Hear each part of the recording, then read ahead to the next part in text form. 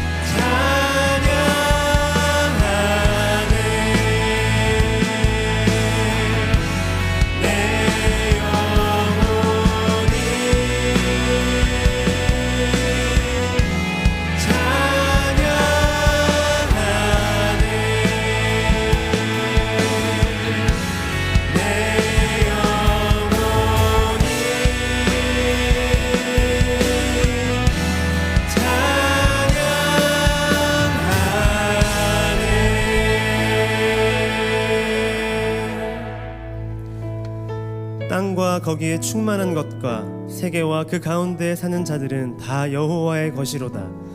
여호와의 산에 오를 자가 누구며 그의 거룩한 곳에 설 자가 누구인가? 곧 손이 깨끗하며 마음이 청결하며 뜻을 허탄한 데 두지 아니하며 거짓 맹세하지 아니하는 자로다. 거룩하신 하나님 아버지, 땅과 그 안에 충만한 모든 것이 주의 것이며 우리의 생명과 이 시간 또한 주께 속해 있음을 고백합니다. 오늘 우리가 주의 산에 오르며 거룩한 곳에 서기를 원하오니 손을 깨끗하게 하시고 마음을 정결하게 하여 주옵소서. 헛된 것에 뜻을 두지 않게 하시고 거짓 없는 믿음으로 주 앞에 서게 하옵소서. 이 모든 것 예수님의 이름으로 기도드립니다. 아멘. 주님이 제자들에게 가르쳐 주신 주기도문을 공동체의 고백으로 올려드리겠습니다. 하늘에 계신 우리 아버지여, 이름이 거룩히 여김을 받으시오며 나라가 임하시오며 뜻이 하늘에서 이루어진 것 같이 땅에서도 이루어지이다.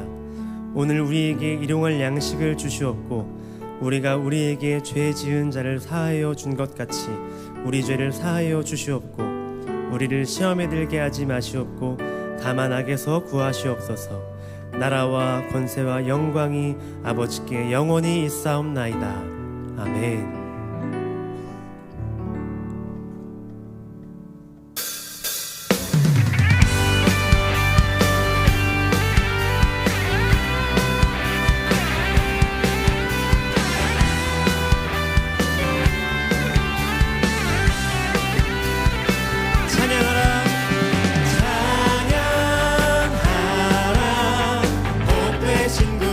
주 예수 백성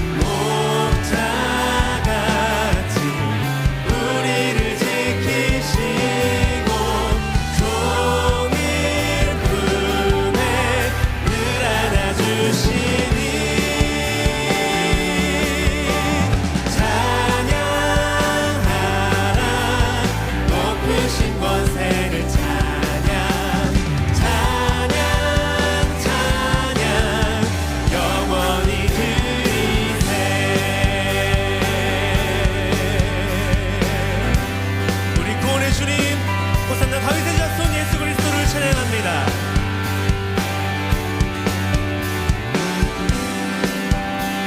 호산나 호산나 호산나 호산나 높은 곳에서 호산나 호산나 호산나 높은 곳에서 주의 이름 높여 다 찬양하라. 귀하신 주 나의 하나님 주님께 영광 돌리세. 호산나 호산나 호산나 호산나 높은 곳에서 호산나 호산나 호산나 높은 곳에서 주의 이름 높여 다 찬양하라. 귀하신 주 나의 하나님 주님께 영광 돌. 주의 이름 높여 주의 이름 높여 다 찬양하라. 귀하신 주 나의 하나님. 우리 함께 목소리 높여 영광 영광 영광 왕의 왕께 영광을 영광 영광 왕의 왕께 영광을 주의 이름 높여 다 찬양하라. 귀하신 주 나의 하나님 주님께 영광 돌리세. 영광 영광 영광 왕의 왕께 영광을 영광 영광 왕의 왕께 영광을 주의 이름 높여 다 찬양하라. 귀하신 주 나의 하나님 주님께 영광 돌. 주의 이름 높여 주의 이름 높여 다 찬양하라.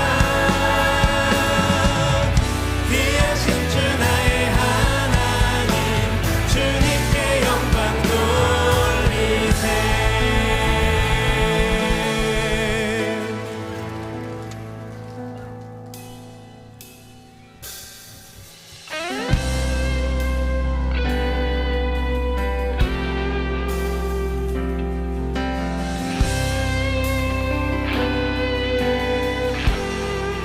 거룩 거룩 거룩 거룩 거룩 전능하신 주님. 이른 아침 우리 주를 찬송합니다.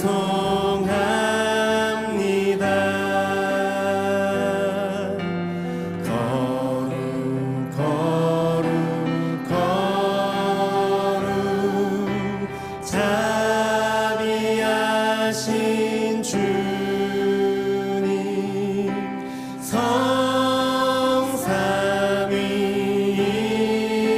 성삼위일체 우리 주로다.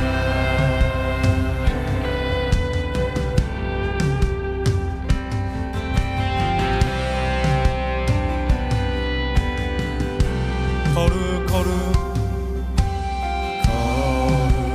거룩 거룩 주의 보좌 앞에 모든 성도 면류관을 벗어 드리네.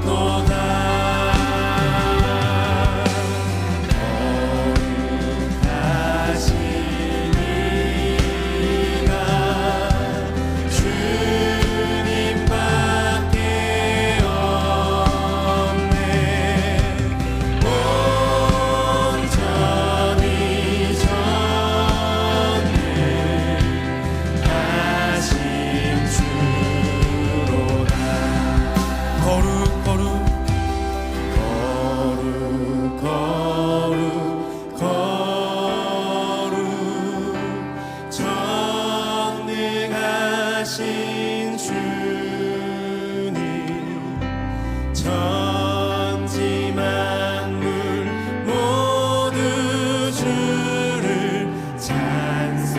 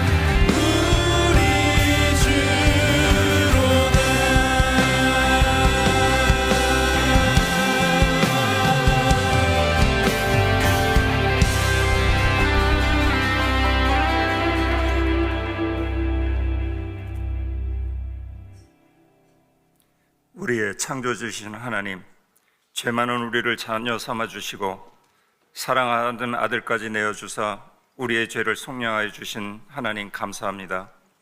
한없는 은혜와 사랑으로 돌보아 주시고 하나님 경배의 자리에 불러주시니 감사와 찬양을 올려드립니다. 주님의 사랑하심에 감사하며 기쁜 마음으로 예배 드리오니 정성을 다해 드리는 우리의 예배를 받아 주시옵소서. 예배를 통하여 주시는 말씀으로 양식 삼지 못하고 세상의 유혹에 빠져드는 저희들의 연약함을 회개합니다. 주님 주시는 은혜로 우리들의 마음을 새롭게 하여 주셔서 주님만을 바라보며 말씀 따라 살아가게 하시옵소서. 한 주간 하나님 하십니다라는 주제로 2026년 신년 집회를 은혜 가운데 마치게 하시니 감사합니다. 이 기간 선포하신 말씀 따라 살아가게 인도하여 주시옵소서.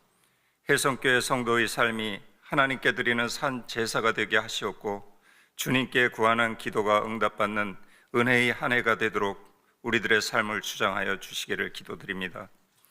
복음 전함의 사명을 붙들고 세계 각국에서 사역하시는 선교사님들과 미래 자립교회의 목사님들에게 영육의 강건함과 돕는 손길이 넘쳐나는 주님의 역사하심을 구하오니 은혜 내려 주시옵소서. 티르키예 단기 선교가 19일부터 27일, 청소년부 겨울 수련회가 25일부터 27일까지 또 청년부 수련회가 이어집니다.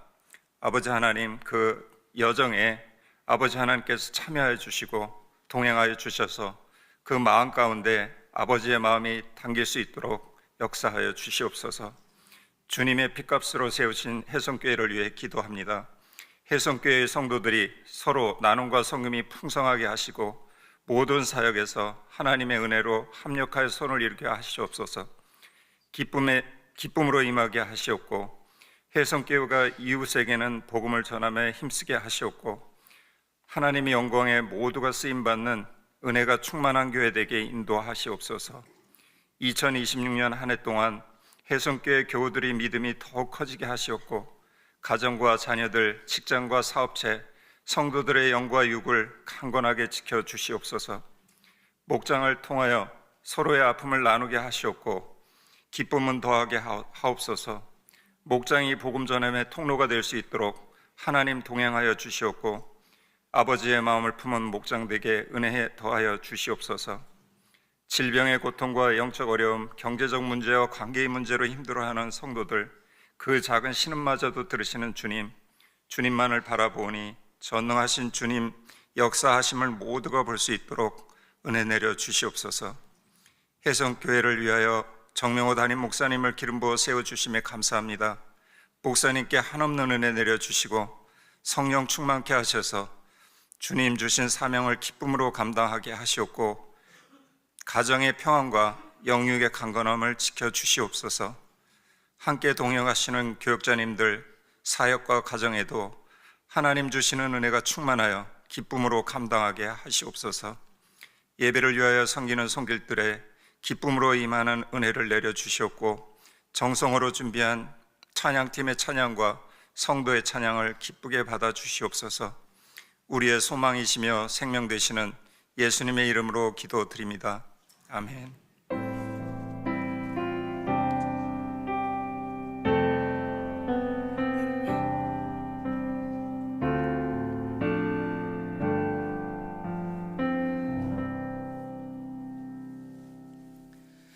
오늘 우리에게 주시는 하나님의 말씀은 마태복음 14장 28절부터 32절까지의 말씀입니다. 화면을 참고하시어 교독하시겠습니다.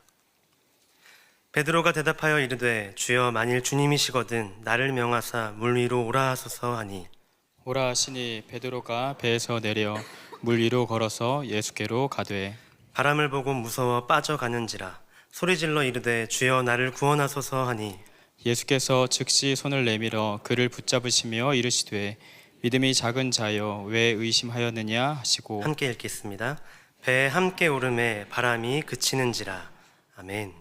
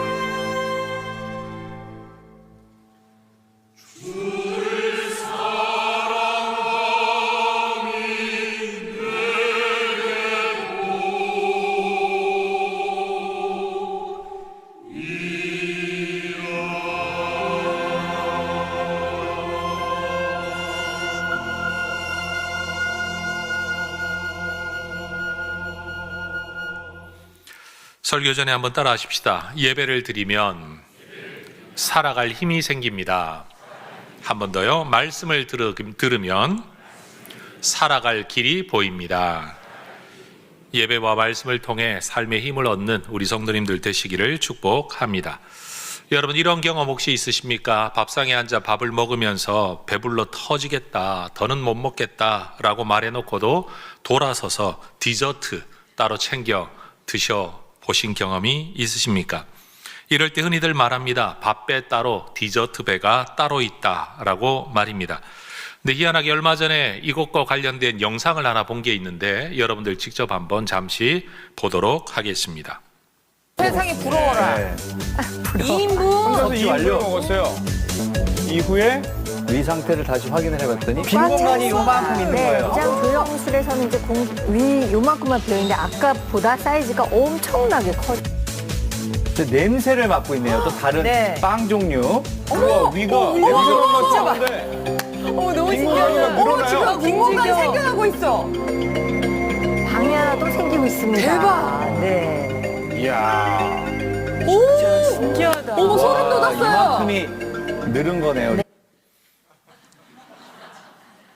이미 배가 충분히 부른 상태, 위가 충분히 채워진 상태인데 자신이 좋아하는 음식을 보고 냄새를 맡으니까 위가 저절로 움직여서 그 빈 공간을 만들어 낸다는 이 사실을 실제 지금 카메라로 확인을 한 거죠.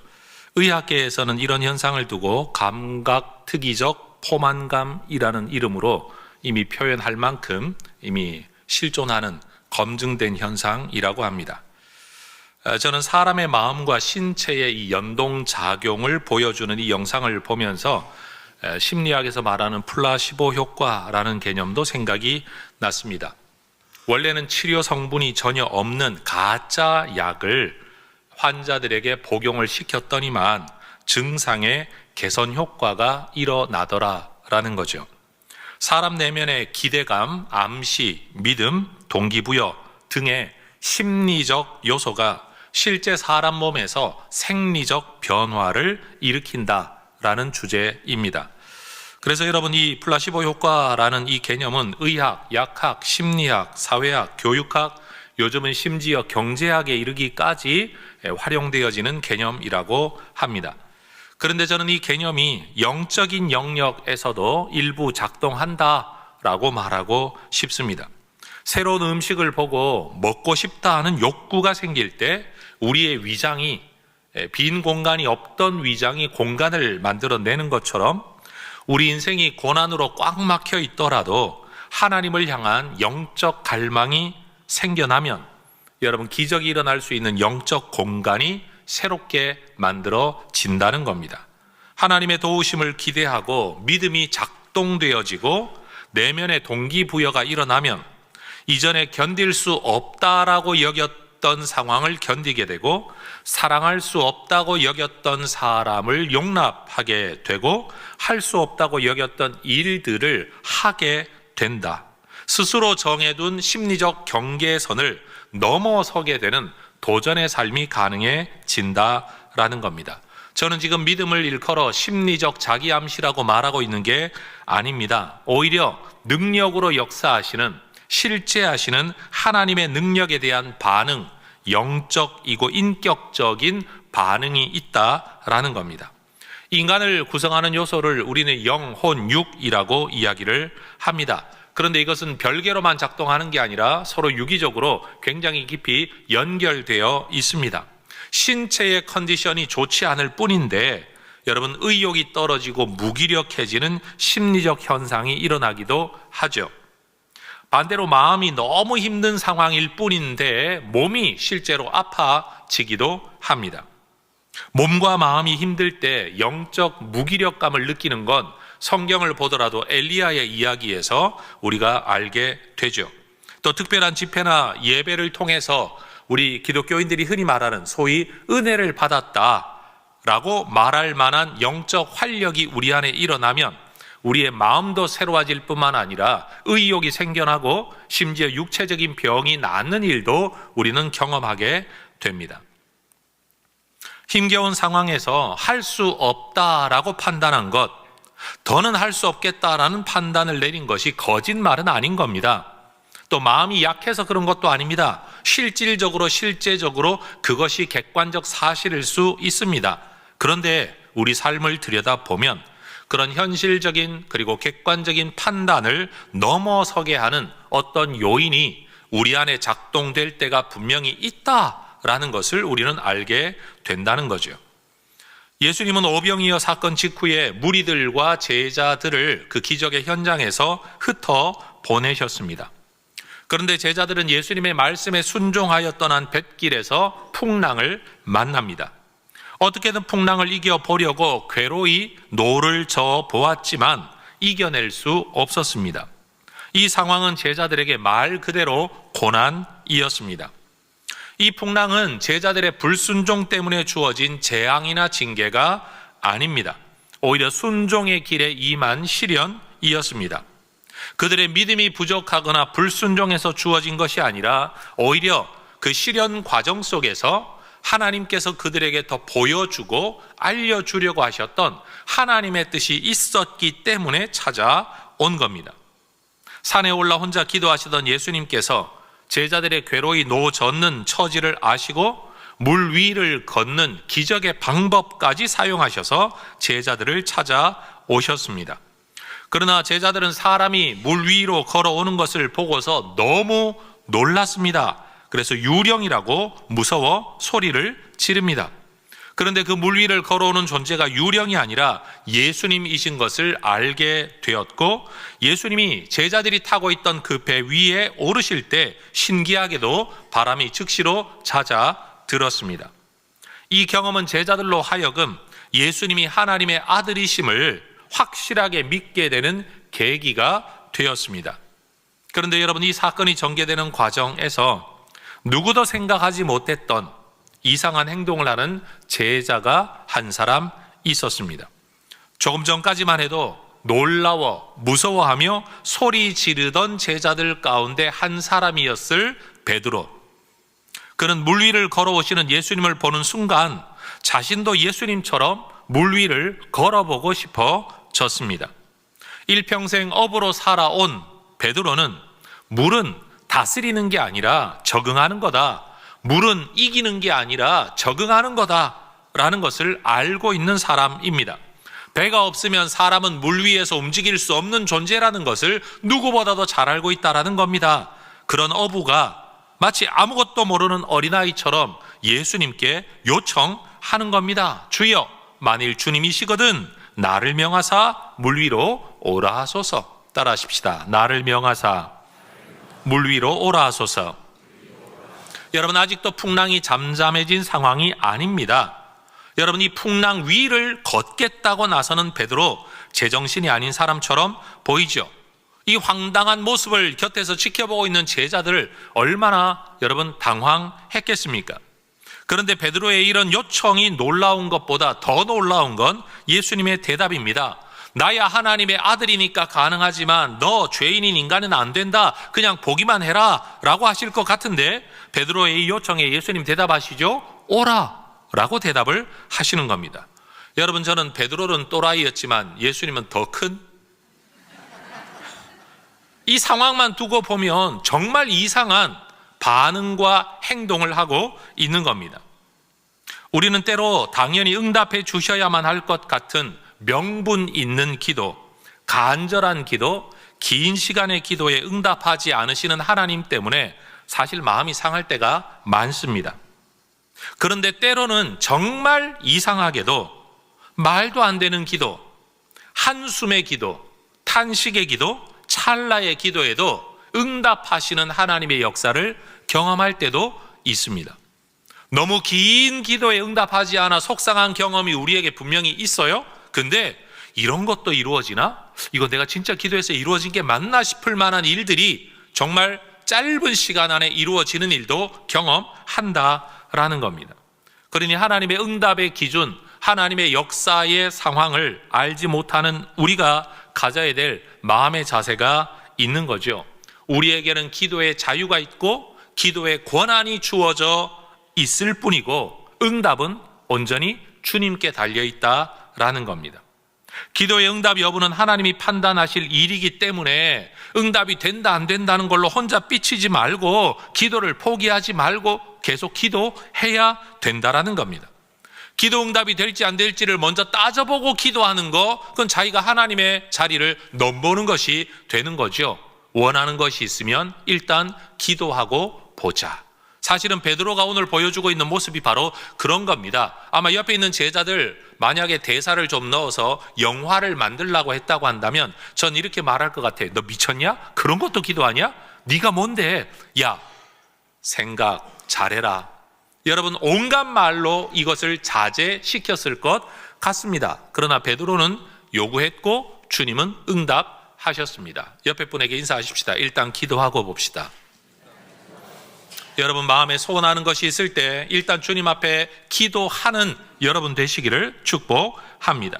그렇다면 베드로는 어떻게 이렇게 말도 안 되는 일을 예수님께 요청할 수 있었을까요? 나를 명하사 물 위로 오라 하소서, 이런 간구를 할 수 있었던 이유가 도대체 무엇이냐? 성경이 그 이유를 기록하고 있지 않기 때문에 우리는 정확한 사실은 알 수 없습니다. 그러나 이 사건의 결과만을 두고 볼 때 우리는 몇 가지 내용을 추론해 볼 수가 있겠죠. 그 첫 번째 이런 겁니다. 다른 11명의 제자들은 아마 마음속으로 풍랑이 잠잠해지는 것만을 기대하고 있었을 겁니다. 그러나 베드로는 풍랑이 잠잠해지는 것, 거기에 머무른 생각이 아니었습니다. 그 이상의 것을 꿈꾸고 있었다라는 겁니다. 대부분의 사람들은 이런 문제 상황을 만나면, 고난의 상황을 만나면 절망하거나 불평합니다. 믿음이 있는 사람이라면 기도까지는 하게 될 겁니다. 그런데 대부분 그 기도의 내용이 뭘까요? 이 풍랑 잠잠해지게 해주십시오, 이 문제 해결되게 해주십시오 정도의 기도일 겁니다. 그런데 베드로는 그 단계를 또 뛰어넘는 마음의 소망을 가지고 있었다라는 겁니다. 바로 이 생각의 차이, 기대의 차이가 이 고난의 상황에서 사람들을 또 한 번의 그룹으로 여러분 갈라놓고 있습니다. 여러분 물 위를 걸어오시는 예수님을 경험한 건 12명이 동일하게 경험을 했습니다. 진실로 하나님의 아들이십니다라는 고백까지도 동일하게 이르렀습니다. 같은 은혜, 같은 체험을 한 겁니다. 그러나 이 사건이 끝난 이후에 여러분 제자들은 또다시 한 번 더 그룹이 나누어지는 겁니다. 어떻게 해요? 물 위를 걸어본 사람과 그것을 구경한 사람으로 말입니다. 여러분 질문 한번 드려보겠습니다. 여러분은 하나님이 행하시는 위대한 일을 목격, 경험, 체험하고 싶으십니까? 아니면 그 일에 직접 쓰임받고 싶으십니까? 여러분은 예수님은 풍랑도 잠잠케 하는 분이다 라는 간증을 하고 싶으십니까? 아니면 나도 예수님과 함께 물 위를 걸어보았다 라고 간증하고 싶으십니까?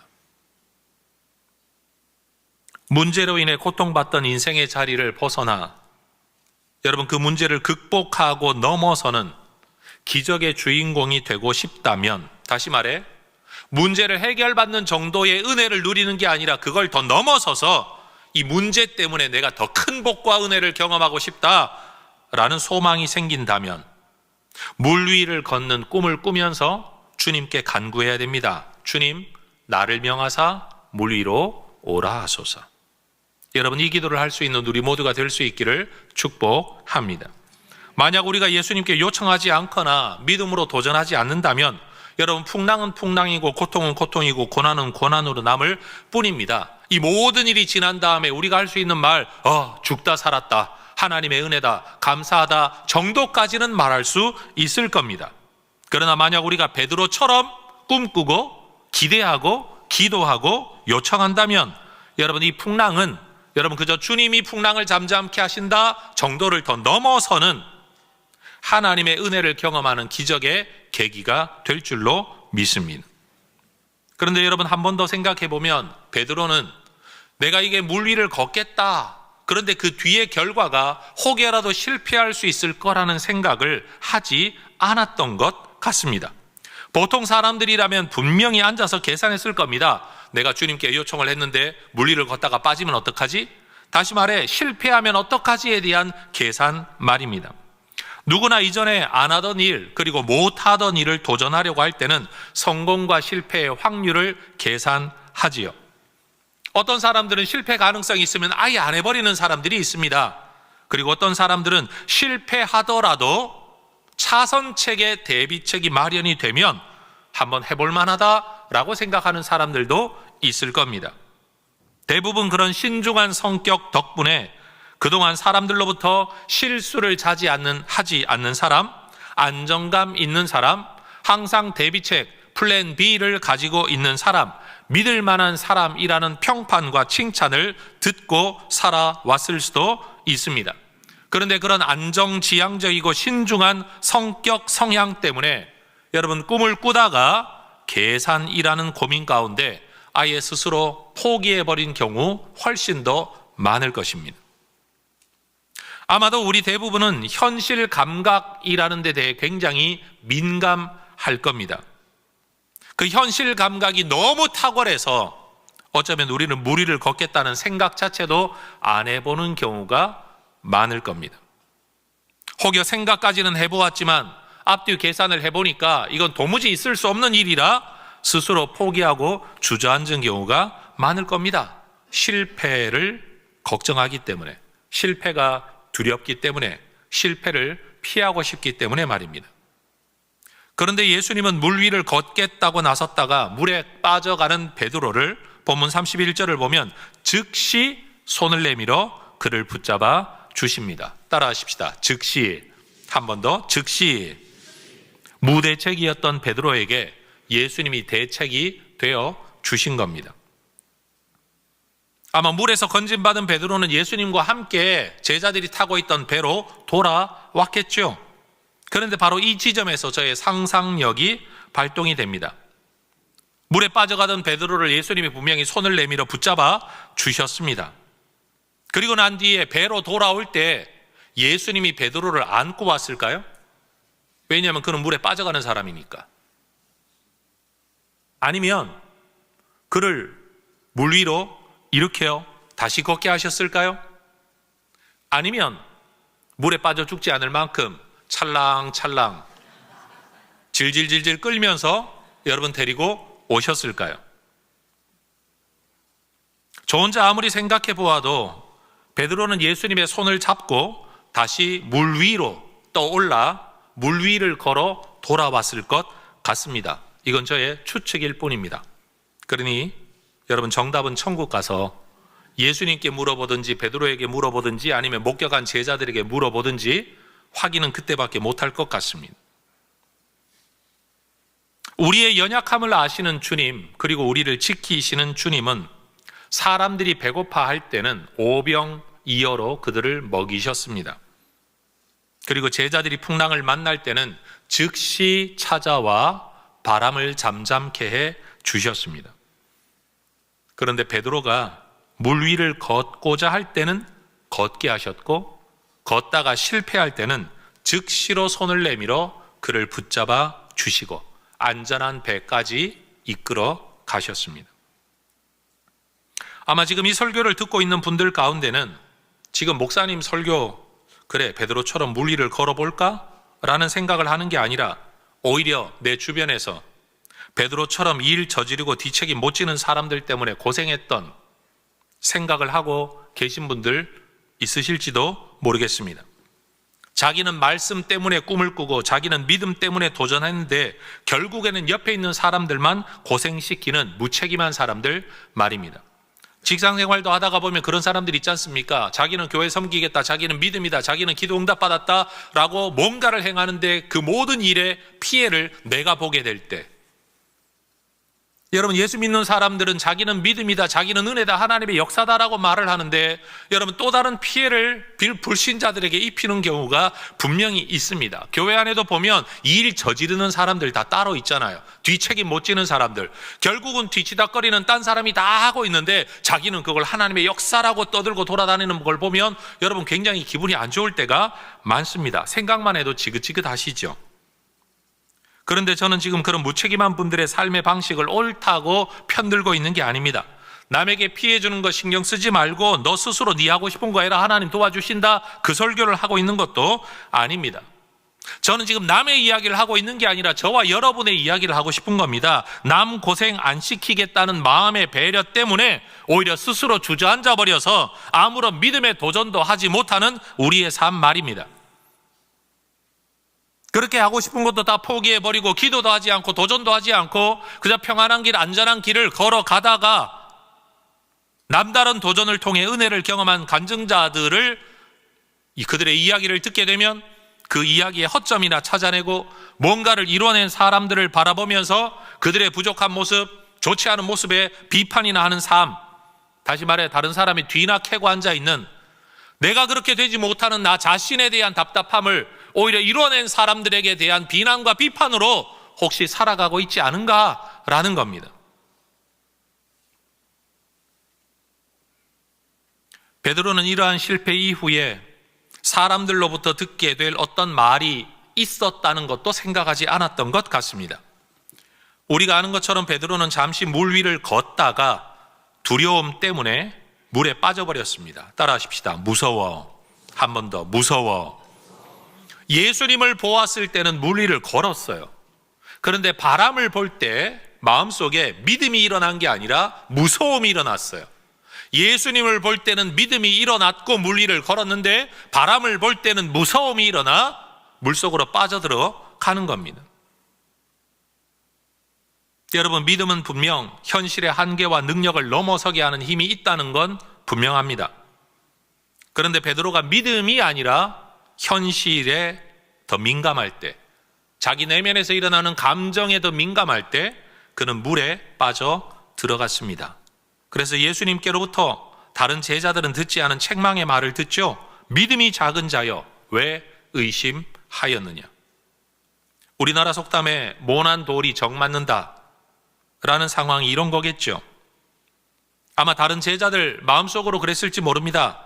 설쳐대더니만 꼴 좋다, 잘난 척 하더니만 잘 됐다, 아마 그럴런지도 모릅니다. 그러나 여러분, 우리는 한 번 더 생각해 봐야 됩니다. 분명 예수님의 책망은 베드로를 향한 것이 맞습니다. 믿음이 작은 자여 왜 의심하였느냐. 예수님의 책망의 초점은 여기 있는 겁니다. 네가 처음부터 못 걸었던 사람이 아니지 않냐. 너 분명히 물 위를 걸었었잖냐. 네가 나를 바라볼 때, 내 말을 믿을 때, 나를 신뢰할 때 너는 물 위를 걸었었다. 근데 왜 바람을 보고 왜 무서움에 빠져 이렇게 물속으로 빠져들어가는 사람이 되고 말았느냐라는 거죠. 베드로에 대한 책망이 맞습니다. 그러나 저는 이렇게 생각하고 싶습니다.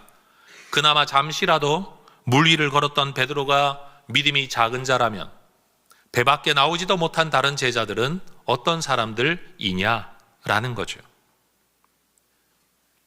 여러분, 이 세상에 누가 베드로가 물에 빠졌다고 해서 그를 실패자라고 부를 수 있겠습니까? 우리는 물 위를 못 걸었고 그는 물 위를 잠시라도 걸었는데 말입니다. 그는 인류 역사상 유일하게 예수님의 손을 잡고 거친 파도 위를 걸어본 인류의 한 사람입니다. 아마 베드로는 이 사건을 통해 그래, 내가 금식기도 하고 물 위를 걸은 것도 아니고 아니면 특별 헌금을 하고 물 위를 걸은 것도 아니고 아니면 산속에 들어가 거룩함만 추구하고 성경을 몇 독하고 나서 물 위를 걸은 게 아니라 똑같은 내가 주님 바라보고 주님 말씀 의지하고 믿음 작동시켜 내가 삶을 살아갈 때는 물 위를 걸을 수 있었는데 바람을 바라보고 두려움과 무서움에 빠져갈 때는 물에 빠졌다. 똑같은 내가 뭘 바라보느냐, 무슨 마음을 가지느냐에 따라 내 삶이 완전히 달라지는구나. 아마 베드로는 경험했을 것 같습니다. 여러분, 예수님은 물에 빠진 베드로를 책망하고 버려두신 게 아니라 그를 다시 일으켜 세우셨다는 사실을 기억해야 됩니다. 여러분, 사람들의 뒷말, 평가, 욕먹는 게 두려워서 믿음의 도전을 포기하는 인생이 되지 않기를 주의 이름으로 축복합니다. 요즘 교회들도 이런 일이 참 많은 것 같습니다. 워낙 기독교에 대해 대적하는 사람들, 못됐고 악한 말들이 많다가 보니까 웬만하면 하지 마라. 그냥 웬만하면 하지 마라. 안 하는 게 낫지 않겠냐. 우리 스스로가 자기 검열에 걸려 있는 경우가 굉장히 많은 것 같습니다. 여러분, 저는 우리 모두가 남의 인생 쳐다보면서 남의 실패를 고소하다고 여기는 사람 되지 말고 여러분, 오병이어의 역사 때처럼 여러분, 우리 주님 앞에 쓰임받는 인생이 되기를 원합니다. 여러분, 그 빈 들판에서 제자들 말하지 않았습니까? 하나님, 예수님, 우리에겐 돈이 없습니다. 식당이 없습니다. 없습니다. 그러나 어떤 제자는 말을 했습니다. 여기 아이가 가지고 온 음식이 있는데 이것으로 주님 뭐라도 할 수 있지 않겠습니까? 그거예요. 똑같은 상황인데 없습니다라고 말하는 사람과 이것으로 주님 뭐라도 할 수 있지 않겠습니까? 라고 말하는 사람의 차이 말입니다. 여러분, 남의 업적을 평가하며 허점만 찾는 사람 되지 말고, 남의 성공을 시기 질투만 하는 사람 되지 말고, 여러분, 우리의 도전을 통해, 우리의 믿음을 통해 남을 먹여 살릴 수 있는 하나님의 사람들 되시기를 축복합니다. 우리 목사들 세계에서도 아주 고질적인 질병이 하나 있습니다. 다른 교회가 성장하면 주변에 아파트 단지가 들어와서 그렇다, 성도들이 좋아서 그렇다, 뭐 그래서 그렇다, 여러분 전부 다 남 핑계 대고, 내가 안 되는 건 주변에 아파트 단지가 없어서 그렇다, 시설이 안 좋아서 그렇다, 모든 것들을 남의 핑계를 다 대고 있는 겁니다. 사실 저는 이유가 이해가 됩니다. 왜냐하면 이게 다 내 책임이라고 말을 하면 사실은 내가 이 일을 감당할 힘이 없어져요.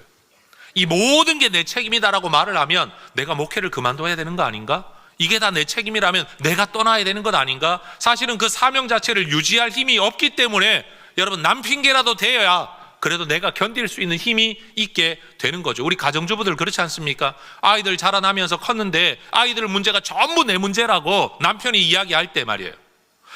여러분, 가정 안에서도 이 집안이 이렇게 된 건 당신이 돈을 못 벌어 그런 거라고 아내들이나 가족들 모두가 만약에 남편들, 아버지에게 여러분 책임을 더 씌운다면 여러분, 누가 그 삶을 견뎌낼 수 있겠습니까? 그러니 어떤 면에서 남 핑계 대는 건요, 내가 살기 위한 최소한의 심리적 자구책인 거예요. 공감이 가죠. 불쌍하죠. 긍휼의 마음을 가질 수밖에 없는 겁니다. 그러나 여러분, 그렇다고 하더라도 지금 그렇게 살아온, 내가 유지하기 위해 그렇게 살았다고 할지라도 앞으로도 계속 그 마음 가지고 있을 때 무슨 삶의 변화가 일어나겠느냐라는 거죠. 여러분, 누구에게나 제각각의 인생의 풍랑이 있습니다. 풍랑 없는 인생이 어디 있습니까? 시인이 말하지 않습니까? 흔들리지 않고 피는 꽃이 어디 있으랴. 그런데 여러분, 그 풍랑 우린 다 압니다. 다 그런 거야. 인생 그런 거야. 풍랑 없는 인생이 어디 있어? 우리 인생에 풍랑이 없을 수 없다는 걸 다 압니다. 그런데도 우리는 그 풍랑을 계속해서 재난과 고난으로만 바라봅니다. 내 인생을 넘어뜨리는 것, 안 오면 좋은 것, 그게 없으면 행운이고 그게 있으면 어쩔 수 없는 것, 운명인 것 정도로만 생각한다라는 겁니다. 그러다 보니 풍랑을 만나면 우리는 기도합니다. 살려달라고 기도하죠. 지나가게 해달라고 기도하죠. 상하지 않도록, 망하지 않도록, 실패하지 않도록, 넘어지지 않도록 붙들어 달라고 기도합니다. 그런데 그 모습이 바로 11 제자의 모습인 겁니다. 풍랑 위를 걸어오시는 예수님, 이제 예수님 오셨으니까 나는 살았구나. 주님 계시니까 나는 살았구나. 나는 살았구나. 풍랑을 통해 제자들이 경험한 건 주님은 하나님의 아들이십니다라는 것과 주님 때문에 살았다, 요 두 가지입니다. 근데 베드로는 이 두 가지 위에 한 가지를 더 경험한 겁니다. 그게 뭡니까? 주님이 나를 물 위로 오라 하셨고 나는 물 위를 걸었었다라는 것. 그러니 여러분, 지금 우리가 맞닥뜨리고 있는 내 삶의 문제 앞에서 내가 대응할 수 있는 내 삶의 태도, 과연 이게 최선이고 전부일까? 이 상황에서 내가 하고 있는 이 기도가 이게 유일한 기도일까? 이렇게밖에 기도할 수 없을까? 우리는 한번 생각해 볼 수 있기를 원합니다. 여러분, 신년에 기도 제목 쓰셨습니다. 아마 평안한 한 해를, 건강한 한 해를, 자녀들 잘 되는 한 해를, 목적하는 바가 이루어지는 한 해를 아마 기도 제목으로 다 쓰셨을 겁니다. 여러분, 한 20년째 읽어보니까 이젠 안 읽어도 다 알 것 같습니다. 그런데 문제는 뭐냐? 그게 정말 우리가 꿈꿀 수 있는 최고의 기도이냐라는 거예요. 과연 우리는 올 한 해 뭘 기대하고 있느냐? 아무 문제 없이 한 해 잘 넘기기를 기대하는 사람, 여러분 뱃속에 있는 11명의 제자 아닙니까? 그런데 그 위에 베드로처럼 기도할 수도 있지 않겠냐라는 거예요. 주여, 나를 명하사 물 위로 오라 하소서. 순종의 길에서 풍랑을 만난 제자들, 풍랑 속에서 예수님을 재발견한 이 제자들의 이야기를 통해 볼 때 여러분, 풍랑은 없으면 좋은 게 아니라 있어야 기적을 경험하는 하나님의 소품인 거예요. 풍랑이 없으면 삶은 편안할 수 있습니다. 그러나 우리는 풍랑 속에서만 경험하는 하나님의 모습이 있습니다. 여러분, 산에 가야 나무를 보고 물에 가야 물고기를 볼 것 아닙니까? 오병이어 사건 후에 물 위를 걸으시는 이 일련의 여러 이야기를, 여러분, 이 이야기는 신학적으로 굉장히 중요한 의미가 있습니다.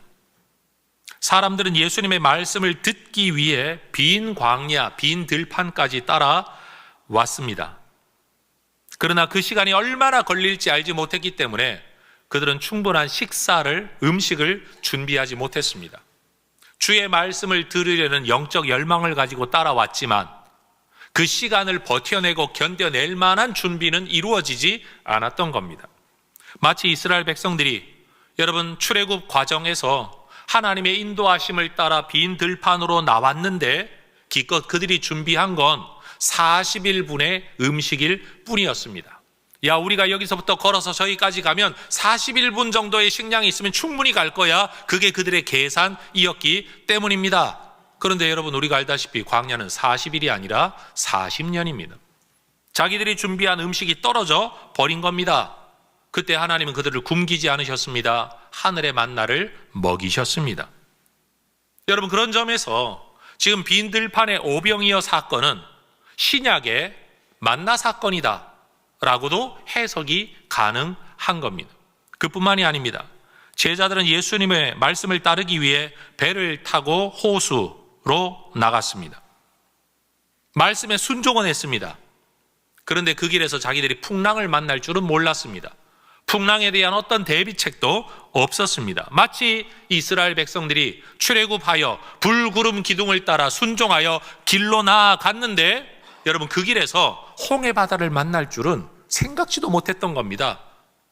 여러분, 홍해 바다는 그들에게 길이 아니었습니다. 막힌 길이었습니다. 외진 길이었습니다. 죽는 것밖에는 길이 없다라고 생각했던 그 상황인 겁니다. 지금 제자들의 상황이 그러하지 않습니까? 그런데 물 위로, 길이 없는 물 위로 길을 내어 걸어오신 이 예수님의 구원 사건은 여러분, 물 가운데로 길을 내어 이스라엘 백성들을 살리신 하나님의 홍해 사건, 그 사건과 연결이 되는 겁니다. 더군다나 베드로 자신이 물 위를 걷는 사건은 흘러내리는 요단강물을 밟고 약속의 가나안 땅으로 들어서게 되었던 제사장들의 이야기를 또한 연상시킵니다. 여러분, 풍랑의 물결은 세상에서 겪는 어려움을 상징합니다. 그리고 그것은 실제입니다. 여기서 주님은 우리에게 분명히 말씀하십니다. 물결 없이 풍랑 없이 사는 인생이 아니라 너희가 세상에서 겪게 되는 모든 풍랑에 대하여서도 너희가 주님을 바라보고 믿음을 붙들면 풍랑 위를 걸을 수 있다. 그러나 바람을 보고 무서움에 빠져버리면 너희들은 이 세상 풍랑 때문에 죽게 될 위기에 처하게 될는지도 모른다. 요한계시록이 우리에게 말하는 바, 여러분, 예수님 재림하시기 이전에 온 세상에는 엄청난 환난의 때가 오게 될 겁니다. 우리는 환난을 걱정하죠. 그러나 성경은 분명히 말합니다. 주께서 교회를 지키신다. 뭘로 지키시겠어요? 환난이 없도록 지키시는 게 아니라 환난 중에 지키신다는 겁니다. 그럼 우리는 뭘 해야 됩니까? 믿음 붙들고 다시 오실 예수님을 기대하면서 믿음을 가지고 살아내면 이기게 하시고 극복하게 하신다라는 겁니다. 이건 성경 모두에 흘러내리는 이야기입니다. 성경은 현실의 문제가 없게 만든다라고 말하지 않습니다. 현실의 문제를 이기게 하신다라고 늘 말씀하시는 겁니다. 에베소 3장 20절이 말하는 것처럼 우리가 믿는 하나님은 우리가 이룰 수 없는 일을 능히 이루시는 하나님이십니다. 내가 이루는 게 아니라 내 삶에서 이루시는 겁니다. 베드로는 물 위를 못 걷습니다. 그러나 하나님 주님이 베드로를 물 위를 걷게 하셨습니다. 그건 자기 능력이 아닌 겁니다. 빌립보서 4장 13절이 말하는 것처럼 우리가 믿음 안에 굳게 서서 주님을 의지할 때 상황 계산하고 바람 보고 무서움에 빠져가지 아니하고 오히려 주님을 믿음으로 바라볼 때 우리는 이전에 하지 못하던 일도 하게 될 것입니다. 우리를 향한 하나님의 은혜는 여러분 끝나지 않았습니다. 하나님께서 우리에게 보여주고자 하시는 하나님의 기적도 끝나지 않았습니다. 우리 인생 최고의 체험과 간증의 사건은 아직 오지 않았습니다. 제가 기도하고 꿈꾸는 게 있습니다. 하나님, 지난 21년의 사역을 돌아보면서 그거 울고 먹으면서 사는 목사 되지 말게 하옵소서. 여러분, 저는 지난 21년 동안의 해성교회 사역보다 여러분 더 큰 기적이 우리 앞에 있을 거라고 믿습니다. 여러분, 그것을 바라보며 나아가는 하나님의 사람들 되시기를 축복합니다. 여러분, 물결이 올 겁니다. 바람이 올 겁니다. 그러나 주님은 물 위를 걷게 하실 겁니다. 주님을 바라보고 살 때, 믿음 붙들고 살 때, 말씀 붙들고 살 때 우리는 어떤 풍랑도 여러분 이겨내고 그 물결이를 걷게 될 것입니다. 베드로가 주님을 의지하여 물 위를 걷겠다라고 도전했던 것처럼 시편 18편 29절에 보면 믿음의 사람들은 하나님 앞에 그렇게 고백하는 겁니다. 내가 주님을 의뢰하고 적군 가운데로 뛰어들어가겠습니다. 내 하나님을 의지하고 담벼락이라도 내가 한번 뛰어넘어 보겠습니다. 여러분, 담벼락 앞에 못 넘는다고 주저앉는 사람들이 대부분입니다. 그런데 하나님의 은혜를 갈망하고 베드로처럼 주여, 만일 주님이시거든 나를 명하사 물 위로 오라 하소서라고 기도할 수 있는 사람이라면 여러분, 그 담벼락을 내가 한번 뛰어넘어 보겠다고 도전할 수 있게 되는 겁니다. 살려달라고 기도하는 것도 믿음이긴 하지만 사실은 여러분, 물 위를 걷겠다고 하는 기도가 더 큰 믿음인 거죠. 풍랑 가운데 있는 제자들에게 배는 익숙한, 안전한, 그리고 유일한 생존의 도구였습니다. 그거 없으면 죽습니다. 사실입니다. 그러나 그게 전부가 아니라는 것을 예수님은 베드로를 통해 보여주셨습니다. 여러분, 지금 인생 가운데 괴로이 노저으며 근근히 버티고 있는 여러분에게 이거 없으면 죽는다고 생각하고 붙들고 있는 유일한 이 배의 난간, 여러분의 배는 무엇입니까?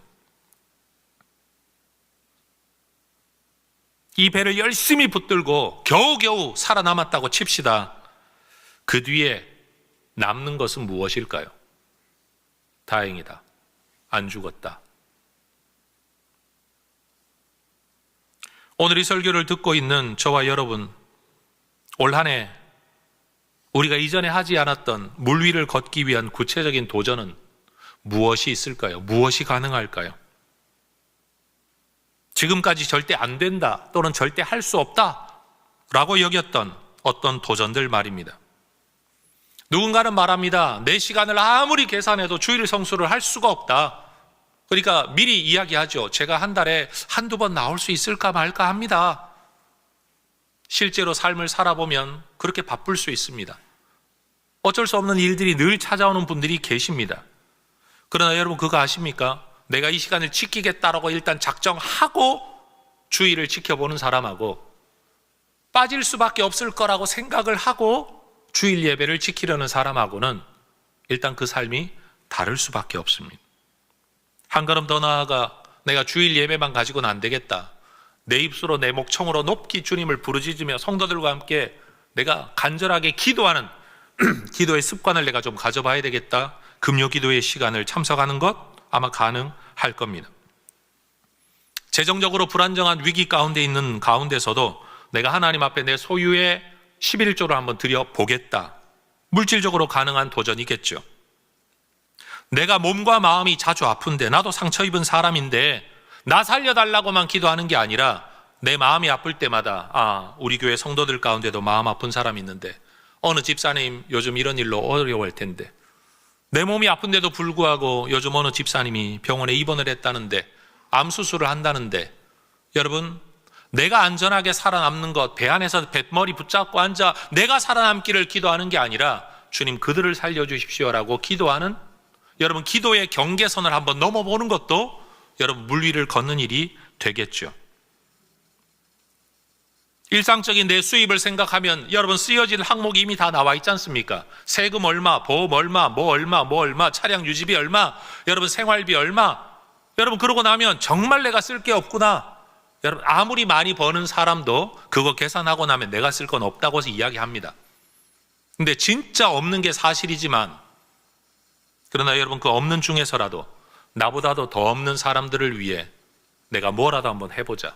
얼굴도 모르고 우리나라 사람도 아니지만 굶어 죽어가는 아이들, 영양실조 걸린 아이들, 물도 못 먹어가지고 병 걸리는 아이들, 환경의 문제, 기후의 문제에 대해서 내가 뭐라도 할 수 있지 않을까? 5,000원이라도 10,000원이라도 여러분 실천할 수 있지 않겠습니까? 안 된다라고 생각하고 아예 관심을 끊어버리면 못하는 일이고, 해보자라고 하면 할 수 있는 영역입니다.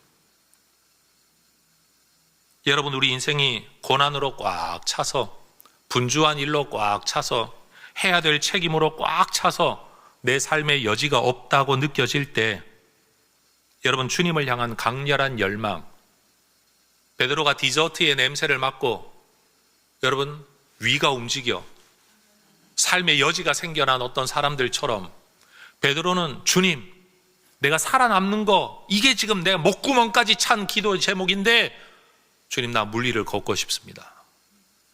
여러분 이전에 없었던 열망, 이전에 없었던 영적 냄새를 맡을 때 그의 삶에 여지가 생겼습니다. 여러분 내면에도 이 강렬한 열망을 품게 된다면 여러분 이전에 담아낼 수 없었던 뭔가를 담아낼 빈 공간이 생길 줄로 믿습니다. 그리고 그 빈 공간에 하나님의 기적이 담기게 될 겁니다. 어떤 자료를 살펴보니까 2차 자료예요.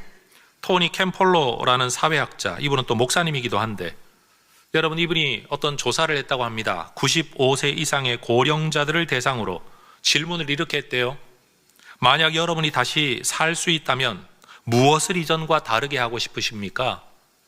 이전과 다르게 해보고 싶은 일이 뭡니까? 질문했을 때 가장 많이 나온 답변 중에 하나가 더 많은 위험에 도전하며 살고 싶습니다.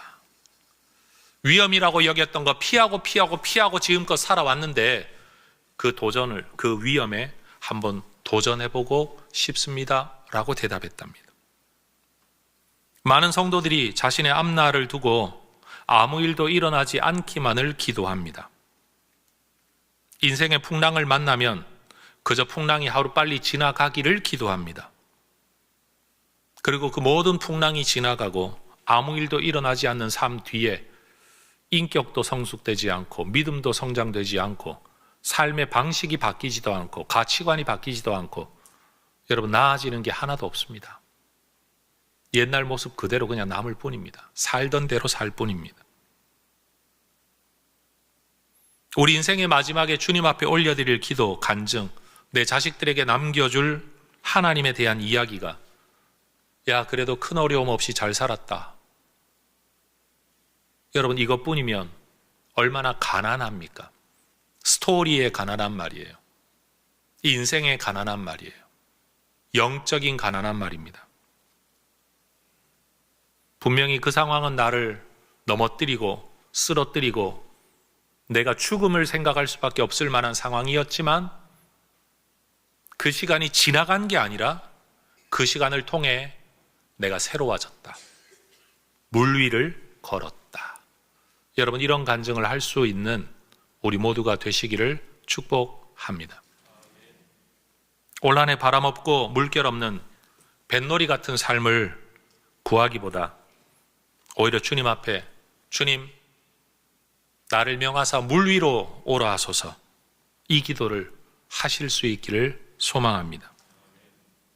바람과 물결은 분명히 두려움의 대상입니다. 왜? 내 안전을 해치니까요. 그러나 그 바람과 물결을 넘어 찾아오시는 예수님을 우리는 만나게 될 것입니다.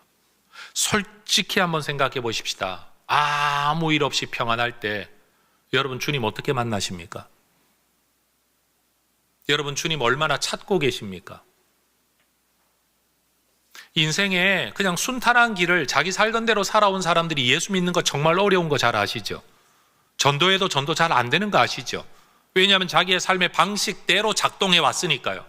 그 영역 안에서 모든 삶이 이루어져 왔으니까요. 내 가치관이 맞다는 거죠. 내 삶의 방식이 옳다는 거죠. 이걸 넘어서는 하나님을 경험해 본 적이 없으니까요. 그런데 내 계획이 어그러지고 내 뜻대로 되지도 않고 내 능력의 한계를 경험할 때 비로소 사람들은 신, 하나님을 찾게 됩니다. 풍랑 속에서 말입니다. 그리고 여러분, 삶의 안녕과 안정만 되찾는 게 아니라 때로 그런 사람들이 이전에 하지 못했던 일을, 할 수 없었던 일을 하게 되는 경우 또 얼마나 많은지 모릅니다. 물 위를 걷는 하나님의 사람들 말입니다. 여러분, 만약 물에 빠진다면 주님은 즉시 손을 내밀어 우리를 붙들어 주실 겁니다. 두려워하지 마시기를 축복합니다. 주님이 믿음이 작은 자야 라고 했다는 말에 너무 신경 쓰지 마시기 바랍니다. 야, 물 위를 걸은 내가 믿음이 작은 자야. 그럼 너 뭐냐? 뱃속에 앉아 있었던 너는 뭐냐 도대체? 여러분, 이 생각이 우리에게 필요합니다. 주님은 반드시 우리를 여러분 구하십니다. 그분은 물 위를 걸어 우리를 구하러 오신 구세주 예수님이시기 때문입니다. 그분은 하늘 구름 위를 걸어 이 땅으로 오신 우리의 구세주이십니다. 하나님이 인간이 되어 우리를 구하러 오실 만큼 우리를 포기하지 않으시는 주님이신 겁니다. 여러분, 물 위를 걷는 평생에 없었던 간증 하나 쌓아가는 올 한 해가 되시기를 주의 이름으로 축원합니다. 기도하겠습니다. 하나님, 풍랑 앞에서 살아남으려고 기도하는 사람이 아니라 오히려 물 위를 걷겠다고 기도하는 하나님의 종들이 되기를 원합니다. 인생을 살면서 그저 평안을 구하는 자들이 아니라 하나님을 만나겠다고 기도하는 자들 되게 하옵소서. 교회의 평안을 구하는 성도들이 아니라 교회의 도전을 구하고 하나님의 역사를 구하고 그 일을 위해 꿈꾸는 하나님의 사람들, 믿음의 공동체가 되게 하여 주옵소서. 예수님의 이름으로 기도합니다. 아멘. 자리에서 일어나 찬양하며 봉헌하겠습니다.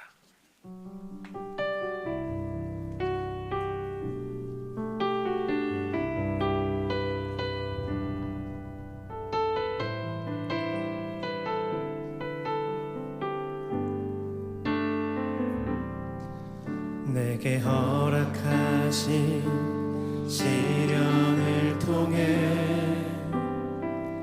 나의 믿음 더욱 강하게 자라나고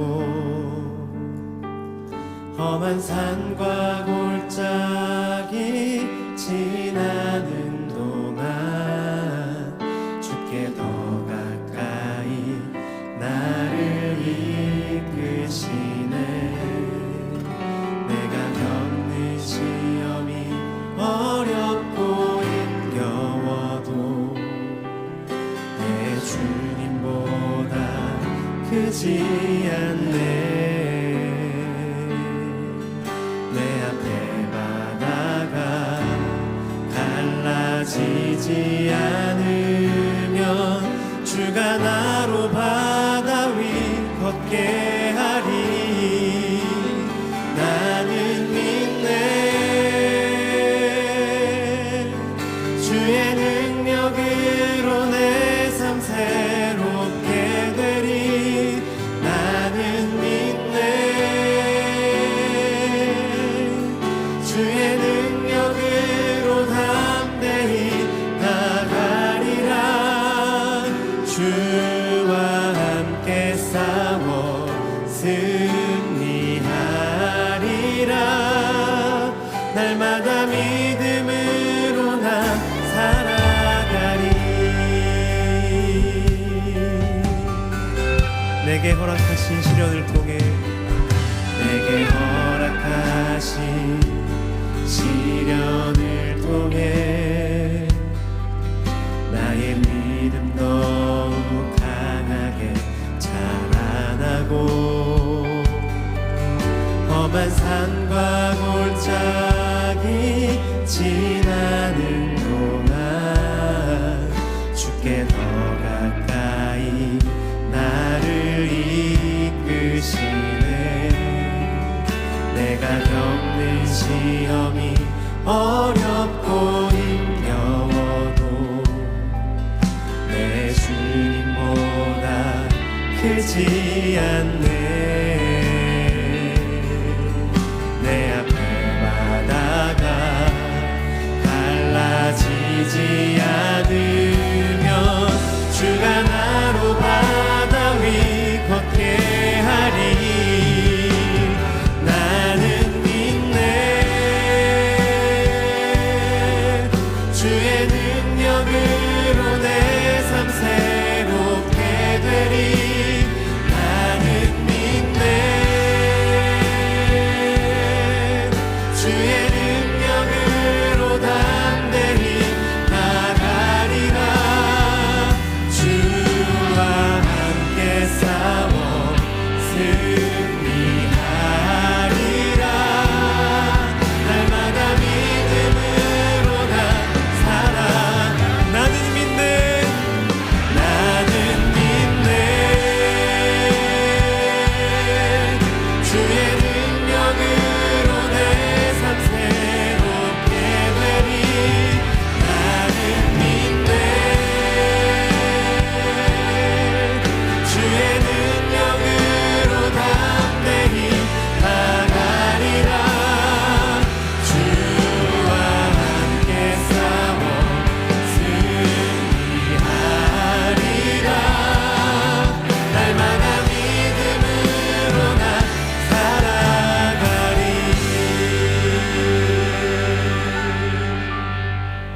봉헌의 서양문을 함께 고백하겠습니다. 우리를 영원한 죽음에서 건져내신 전능하신 하나님께서 내 삶과 소유의 주인이심을 고백합니다. 은혜로 채워주시는 모든 것들을 지혜로운 청지기로 바르게 사용하겠습니다. 살아가는 동안 물질의 어려움이 있더라도 합력하여 선을 이루시는 아버지 하나님을 더욱 의지하겠습니다. 하나님 나라와 교회 공동체를 세워가는 일에 몸과 마음과 물질로 기쁘게 헌신하겠습니다. 내 삶의 필요를 따라 좋은 것으로 넘치도록 후히 베풀어 주실 하나님을 기대합니다. 아멘. 주님 간구합니다. 계산을 통해 안정적인 삶을 여기까지 살아왔는데 계산 안에만 머무르지 않기를 원합니다.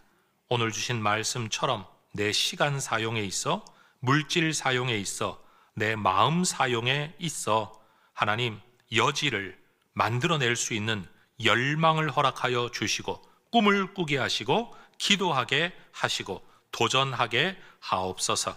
그리하여 이전에 없었던 하나님의 역사를 경험하게 되기를 원합니다.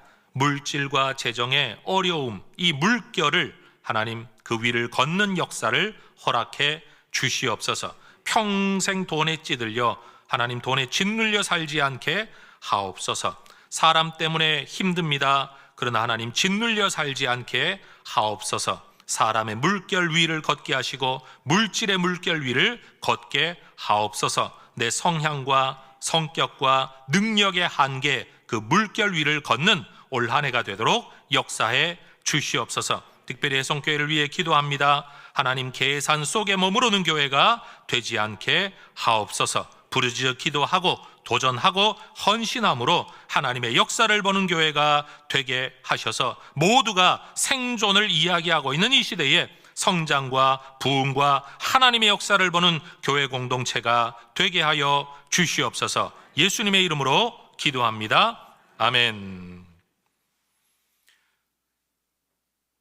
세상의 물결 위를 걸어 우리를 구원하러 오신 우리 주 예수 그리스도의 은혜와 우리의 간구를 들으시고 우리를 물결 위를 걷도록 허락하시는 아버지 하나님의 사랑하심과 이 마음 품도록, 이 기도할 수 있도록, 이 도전할 수 있도록 우리 안에서 역사하시는 성령 하나님의 충만하고 세밀한 역사하심이 나를 명하사 물 위로 오라소서 간구하며 올 한 해 이전에 없었던 하나님의 역사를 누리기를 원하는 우리 모든 믿음의 백성들 위에 이제와 영원토록 함께 있을지어다.